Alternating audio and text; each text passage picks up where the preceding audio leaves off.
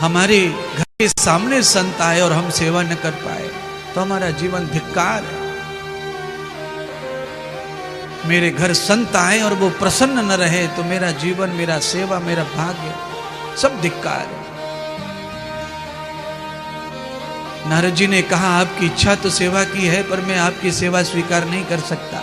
मैंने व्रत किया है, जब तक भक्ति माता प्रसन्न नहीं हो जाती, ज्ञान और वैराग्य चेतन नहीं हो जाते, पिता ब्रह्मा शांत नहीं हो जाते, तब तक मैं अन्न ग्रहण, भोजन, निद्रा कुछ नहीं करूंगा। सनत कुमारों ने कहा नारद जी ब्रह्मा प्रसन्न हो जाएंगे, भक्ति प्रसन्न हो जाएंगे, ज्ञान और वैराग्य दोनों चेतन हो जाएंगे। आप केवल हमारे आश्रम में निवास करो, हमें मौका दो।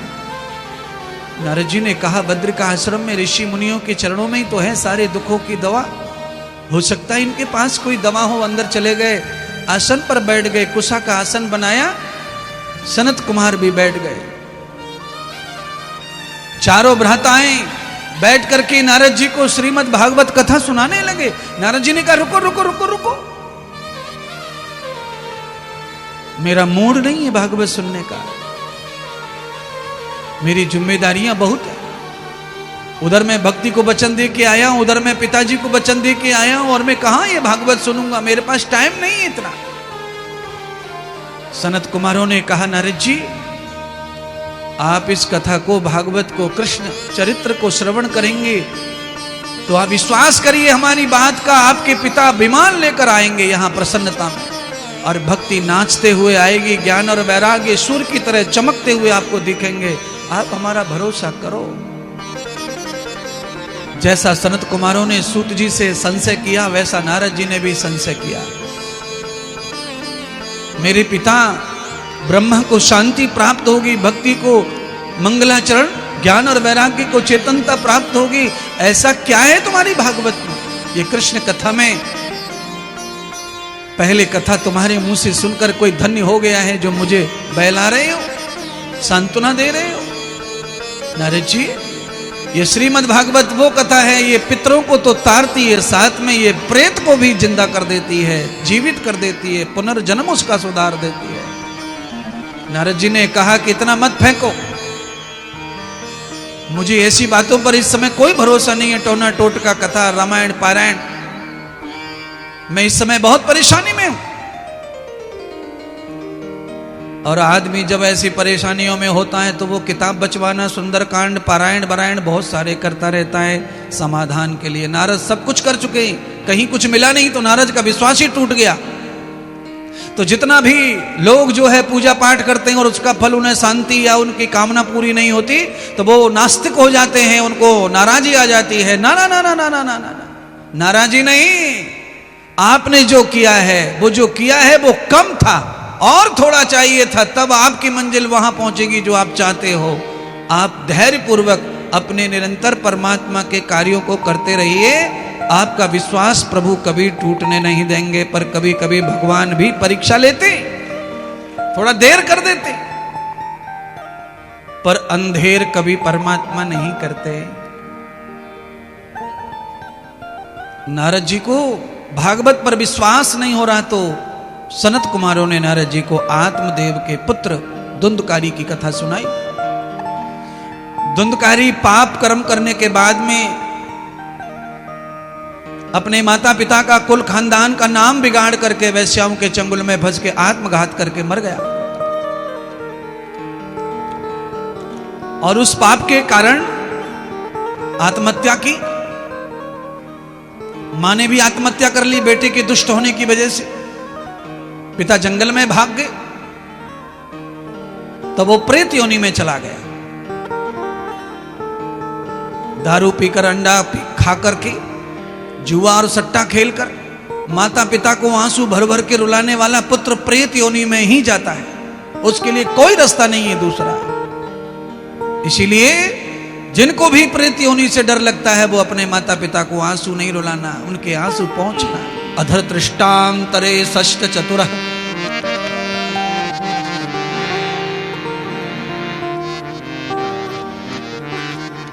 हर तीर्थ में जाकर एक ही तीर्थ का फल मिलता है। वृंदावन में जाओगे काशी का फल नहीं है, काशी में जाओगे प्रयागराज का फल नहीं है, प्रयागराज जाओगे द्वारका का फल नहीं है। पर गुरुदेव के शरण में आओगे तो समस्त धाम तीर्थों का फल प्राप्त हो जाता है। क्या शेष रह गया फिर? इसलिए राम जी ने जन्म लेने के बाद, अवतार लेने के बाद में सबसे पहले गुरु धाम गए राम जी, कोई धाम नहीं गए राम जी। कृष्ण भगवान ने अवतार लेकर जो भी लीलाएं की, मारधाड़ सब सफाई की, उसके बाद सीधे परम धाम गुरु धाम गए राम जी और कृष्ण जी।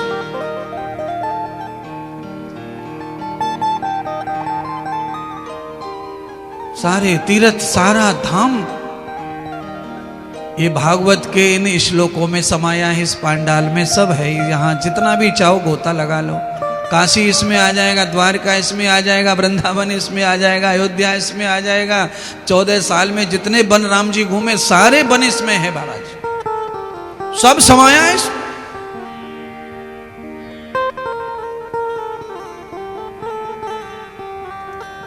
अंत तो गत्वा प्रेत योनि से मुक्ति के लिए 108 बार श्राद्ध किए धुंधकारी के भ्राता गौकर्ण जी ने, पर प्रेत को मुक्ति नहीं मिली पाप से, श्राद्ध भी फेल हो गए।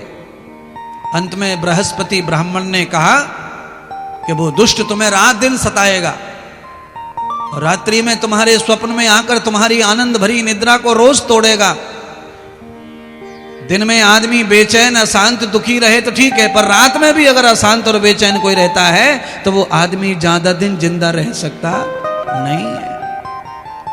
दिन भर कितना भी कष्ट हो, बेचैनी हो, पर रात में ठीक ठाक नींद आ जानी चाहिए तो आदमी जीत बोलता है, लड़ लेता है, संघर्ष कर लेता है, लड़ाई कर लेता है अपने संकटों से।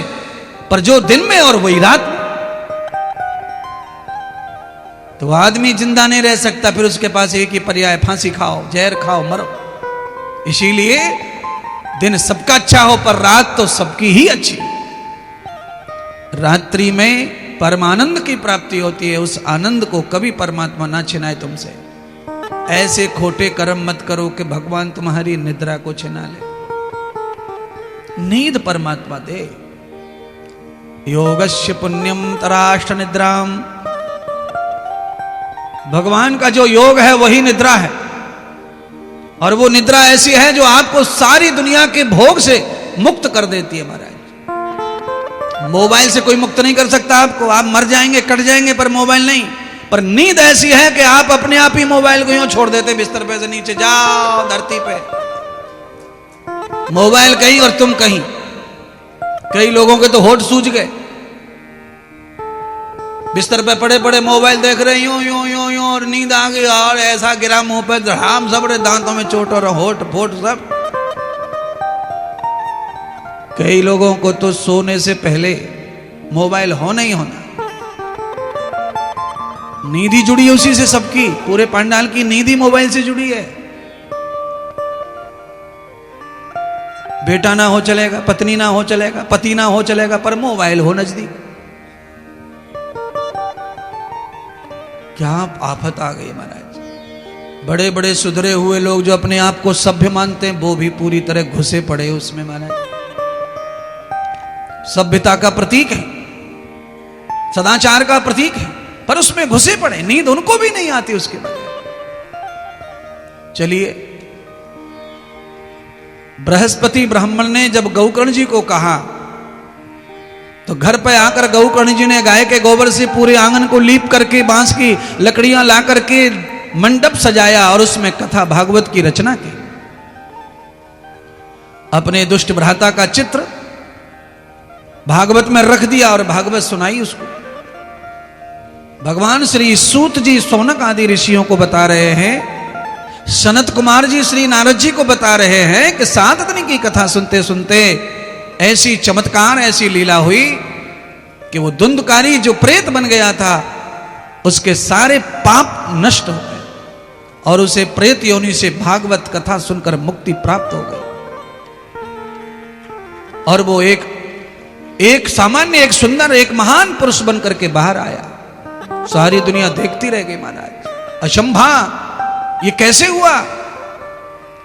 धुंधकारी ने अपनी सारी कथा सुनाई कि मैं पापी धुंधकारी हूं, पाप कर्म करके कुल खानदान की इज्जत डुबाकर मर गया, प्रेत योनि में चला गया, सब श्राद्ध पूजा तर्पण सब मेरे लिए झूठे पड़ गए, इतना महापापी।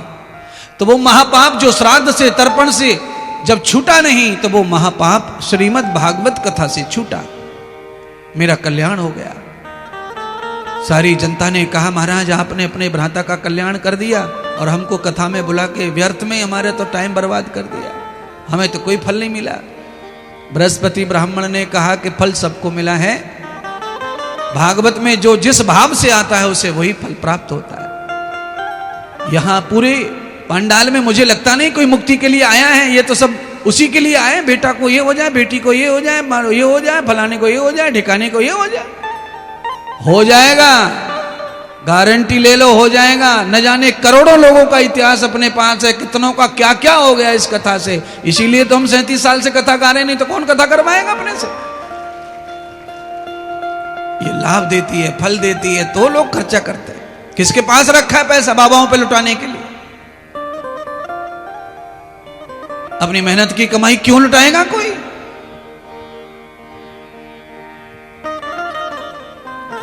कुछ तो राज है, कोई तो सुख है, कोई तो आनंद है महात्माओं में और कथा में, तो ही लोग करते, नहीं तो कौन करेगा।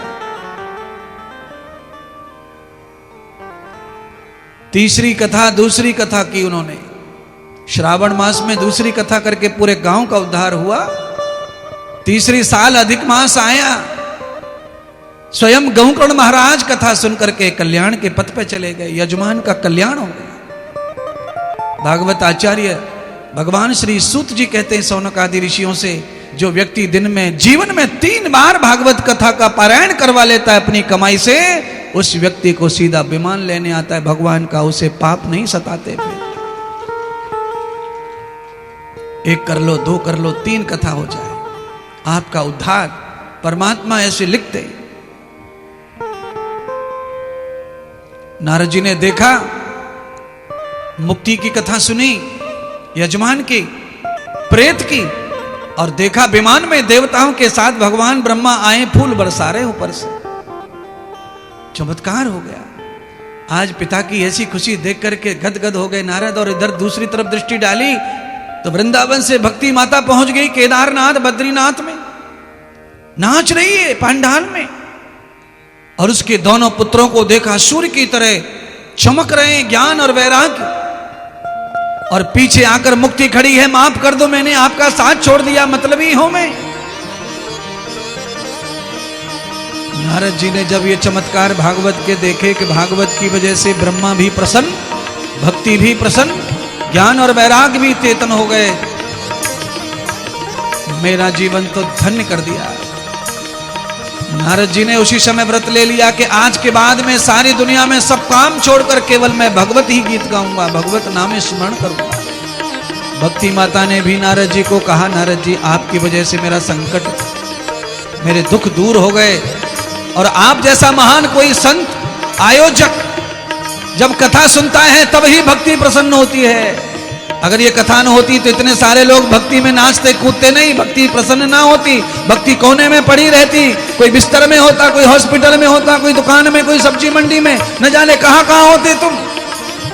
आज ये यजमान की वजह से, कथा की वजह से आप सब में भक्ति जागृत हो गई है, ज्ञान जागृत हो रहा है, विवेक जागृत हो रहा है, और मुक्ति तुम्हारे पीछे पीछे घूम रही है।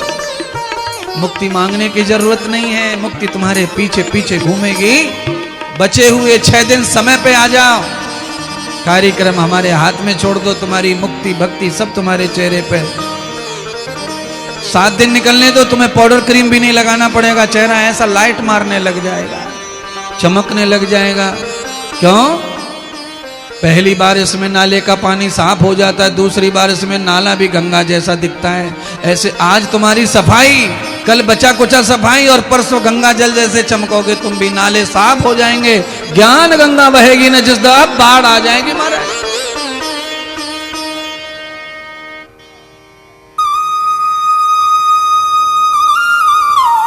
मेहनत तो बहुत करी है महात्मा इंद्रदेव ने आज तुम्हारे लिए, टाइम भी पूरा कब का हो गया। पर मैं चाहता हूं कि नागपुर के संतरे जैसे प्रसिद्ध हैं, ऐसे भगत भी प्रसिद्ध हो जाए, ये कथा भी प्रसिद्ध हो जाए। हो जाएगी कथा, प्रसिद्ध हो जाएगी, कोई बात नहीं है। आइए अब आपको हम छोड़ देते हैं। बांके बिहारी तेरी आरती गाऊं, बांके बिहारी तेरी आरती गाऊं, कुंजे बिहारी तेरी आरती गाऊं, आरती गाऊं प्यारे आपको रिझाऊं। बांके बिहारी तेरी आरती गाऊं, बांके बिहारी तेरी आरती गाऊं। मोरे मुकुट तेरे शीश पे सोए, मोरे मुकुट तेरे शीश पे सोहे, प्यारी बंसी मेरो मन मोहे, प्यारी बंसी मेरो मन मोहे। देखी छवि वाले हारी में जाऊं, बांके बिहारी तेरी आरती गाऊं, बांके बिहारी तेरी आरती गाऊं। श्री चरणों से निकली है गंगा प्यारी, चरणों से निकली है गंगा प्यारी, जिसने सारी दुनिया तारी, जिसने सारी दुनिया तारी। उन चरणों में शीश झुकाऊं, बांके बिहारी तेरी आरती गाऊं, बांके बिहारी तेरी आरती गाऊं। प्यासदास जी के नाथ आप हो, व्यासदास जी के नाथ आप हो, सुख दुख जीवन प्यारे साथ आपे हो, सुख दुख जीवन प्यारे साथ आप हो। श्री चरणों में बल बल जाऊं, बांके बिहारी तेरी आरती गाऊं, बांके बिहारी तेरी आरती गाऊं। संग सोहे व्रत भानु दुलारी, संग सोहे ब्रस भानु दुलारी, ललिता विशाखा सखियां प्यारी, ललिता विशाखा सखियां प्यारी। वास सदा दावन पाऊं, बांके बिहारी तेरी आरती गाऊं, बांके बिहारी तेरी आरती गाऊं, कुंजे बिहारी तेरी आरती गाऊं, बांके बिहारी तेरी आरती